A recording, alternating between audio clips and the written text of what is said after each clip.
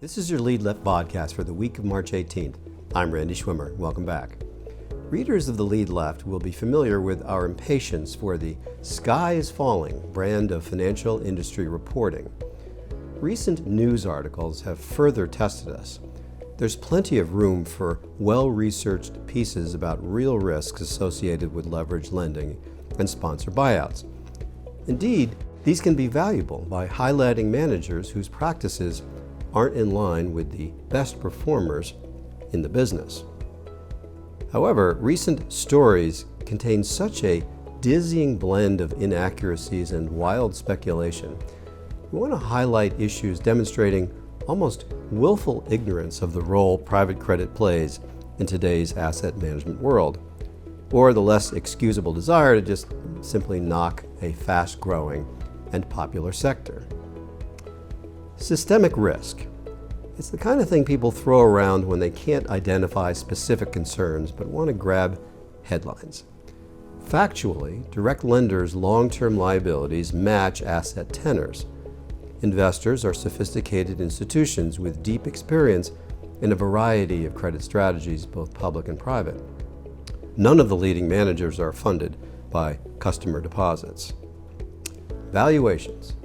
Direct loans are not mark-to-market, but based on fundamental performance. Deterioration of one borrower or even of an entire portfolio doesn't spread to other firms. Third-party firms review those valuations, as do managers' boards. This provides further stability to financial markets. Competition.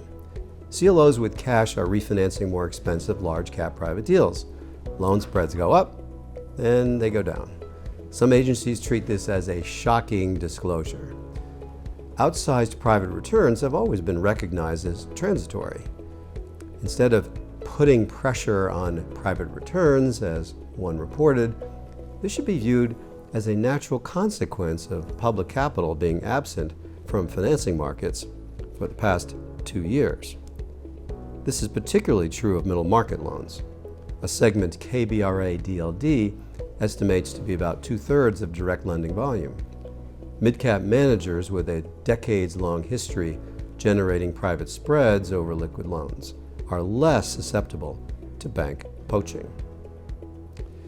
Yes, first lien spreads have compressed 25 to 50 basis points since the peak last year, but to get some perspective, see our chart of the week. They are still producing a 12% all-in yield, and they went up a lot before they started to come down. Regulation.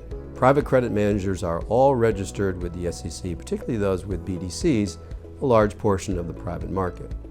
Insurance companies, major investors in private capital, are heavily regulated by the NAIC, and issuers are benefiting from capital returning to the system. The media should highlight this post-Fed QT development as a natural and positive thing for the economy and for capital markets. We understand the temptation of attention-grabbing headlines, but they do a disservice to investors exploring alternatives in a world that's punished the usual options. Getting them accurate information on private credit would be a great step in the right direction. Reporting from the Department of Corrections at the Lead Left, this is Randy Schwimmer, wishing you and your families a safe and healthy week.